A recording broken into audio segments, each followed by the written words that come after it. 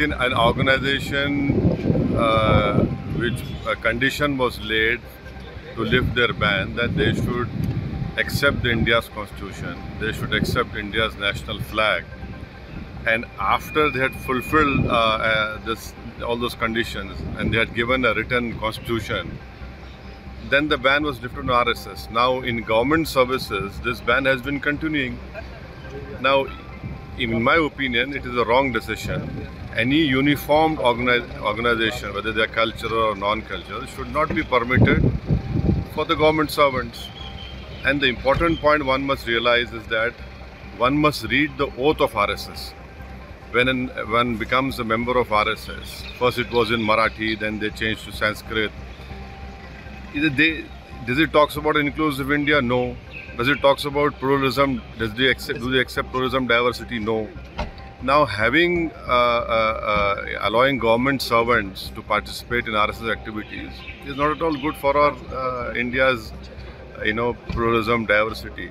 And the most important point, it shows that what are the allies doing? If it's an NDA government, what are the various parties who are supporting this NDA government doing? Are they agreeing with the decision, or will they only come out and say, oh, we don't accept it or what?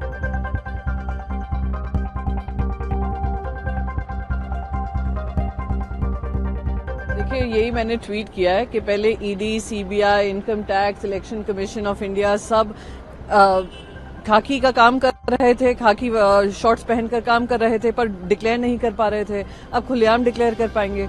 पर देखिए कितनी शर्मनाक बात है कि आज हमारे bureaucrats, जिनको गवर्नमेंट अफसर जो होते हैं, जिनको भारत माता के लिए काम करना चाहिए और हर सरकारों को ये प्रमोट करना चाहिए कि भारत माता के इंटरेस्ट को आगे रखें, अब वो अपने आइडियोलॉजिकल इंटरेस्ट को रखकर आगे बढ़ेंगे। ये शर्मनाक चीज है। इसलिए ये बदलाव लाया गया था सर्विसेज में कि कोई पॉलिटिकल एफिलिएशन नहीं होना चाहिए, कोई एसोसिएशन से एफिलिएशन नहीं होना चाहिए। The only affiliation is to your country. Unfortunately BJP on to